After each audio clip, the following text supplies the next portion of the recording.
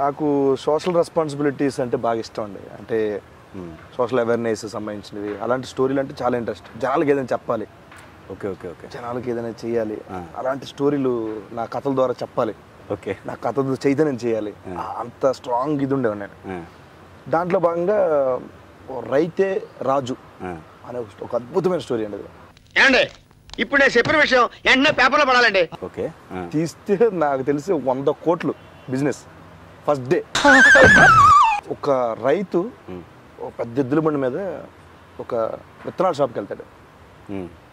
విత్తనాల షాప్కి వెళ్ళి ఒక 10 ఎకరాలు పండిస్తున్నానండి, 30 ఎకరాలకు సంబంధించిన విత్తనాలు కావాలంటాడు. అవుతారండి అండి. కాదండి, 10 ఎకరాలు పండించాల్సిన 30 ఎకరాలు అనేది అర్థం కాదు. అందుకని అంటే ఇప్పుడు చేపల చెరువులో 1,00,000 కెపాసిటీ ఉంటే 2 లక్షలు వేస్తారు. ఎందుకు వేస్తారు చేపని? కొన్ని చచ్చిపోతాయి, కొన్ని చచ్చిపోతాయి. ఓకే ఓకే, కొన్ని విత్తనాలు కుళ్ళిపోతాయి కదా. ఓకే ఓకే, మనం లాజిక్. అందుకని చెప్పి ఆ విత్తనాలు తీసుకెళ్ళి ఆ 2 ఎకరాలు వేస్తాడు. ఓకే, అది కొబ్బరి చెట్టు ఎక్కి పైనుంచి విసురుతూ ఉంటాడు. అయ్య బాబాయ్ బాబాయ్ మీరు మరేనండి బాబు. వేసిన తర్వాత సడన్ గా గోధుమ మొక్కలు వస్తాయి.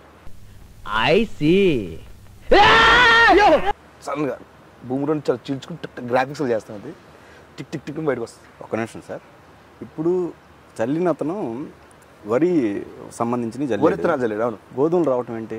విత్తనాలు అమ్మారు కదండి, నకిలీ విత్తనాలు అమ్మాడు రైతుకి. ఏంటిది?